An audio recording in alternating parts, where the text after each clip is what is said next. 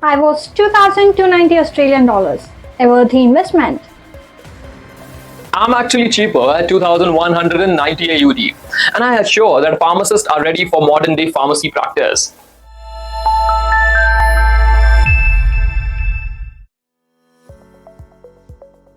Hello, I am CAPS, Knowledge Assessment of Pharmaceutical Sciences.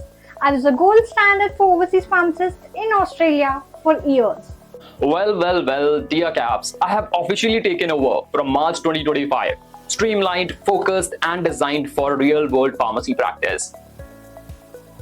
Okay, well, let's talk the format. I had 2 papers, 100 questions each, lasting for 4 hours. I like efficiency. Just one paper, 120 questions with no negative marking, 2.5 hours of time, no stress, more focus. Okay, but I covered pharmaceutical sciences in detail. I test therapeutics, patient care, and clinical decision making because pharmacists need to think fast in real patient scenarios. Well, you needed at least 50% in each paper to pass. Nah, not anymore. I use RASH methodology. No fixed passing percentage. It's all about how well a candidate tackles difficult questions.